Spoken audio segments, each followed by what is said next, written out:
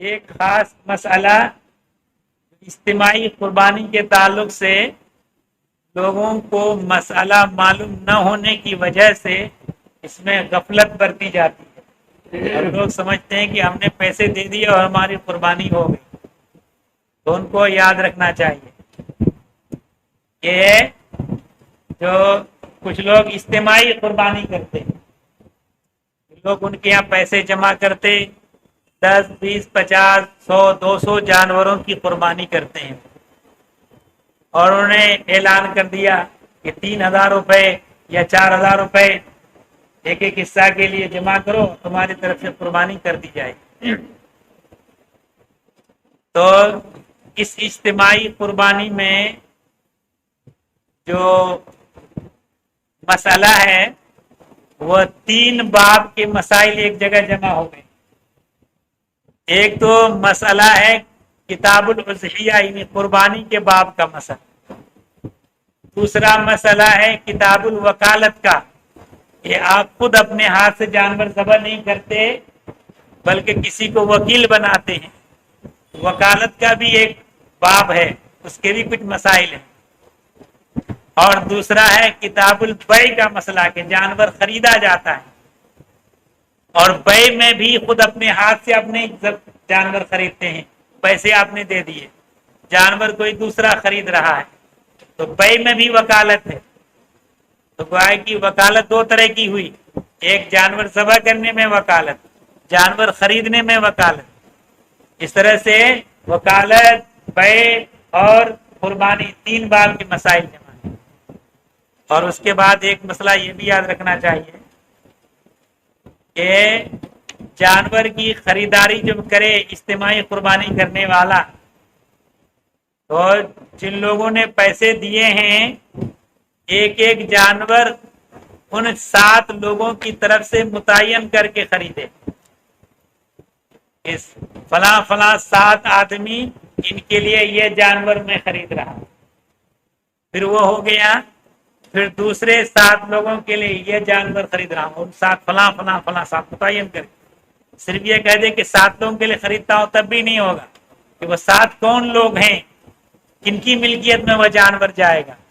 تو جن 7 کی نیت سے خریدا جائے ان 7 کی نیت مستحضر ہو کہ زید، عمر، بکر، خالد، نعیم، محمود فلاں 7 لوگوں کے لیے جانور خریدا، تو وہ جانور 7 لوگوں کی ملکیت قرار پائے گا. اور اگر نیت مستحضر نہیں ہے اور ویسے ہی خریدتا چلا گیا، 7 لوگوں کی متعین کر کے نیت حاضر نہیں اور ویسے ہی خرید لیا، تو ان جانوروں کا مالک خریدنے والا ہوا، ان جانوروں کا مالک خریدنے والا ہوا. اور فتوے کی کتاب میں صراحتاً ہے کوئی اپنا جانور دوسرے کی نیت سے ذبح کر دے تو اس دوسری کی طرف سے قربانی نہیں ہوگی. لہذا جو جانور خریدنے والا خرید رہا ہے، کن لوگوں کے لیے خرید رہے ہیں وہ نیت مستحضر نہیں، جانور خریدا مالک خریدنے والا ہو گیا، اور ذبح کرتے وقت 7 لوگوں کا نام ذکر کر دیا گیا اور سمجھتے ہیں کہ ان 7 کی طرف سے قربانی ہو گئی، ان میں سے کسی کی طرف سے نہیں ہوئی قربانی.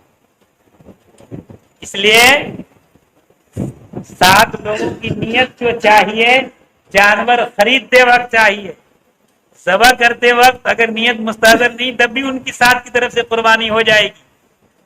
وہ تو دعا پڑھنا مستحب ہے، اصل چیز ہے جانور کا جن لوگوں کی طرف سے قربانی کی جائے ان کی ملکیت میں ہونا.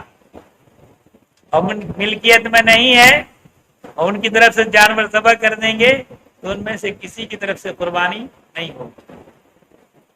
تو جو لوگ 10 20 50 جانور کی قربانی کرتے ہیں تو ان لوگوں کو کیا کرنا چاہیے کہ ایک ایک جانور خریدیں. مثلا 10 جانور ہے تو 10 کارڈ بنا لیں، ایک ایک کارڈ میں 7 لوگوں کے نام لکھیں اور احتیاط کے پیش نظر ہر کارڈ میں نمبر ڈال دیں.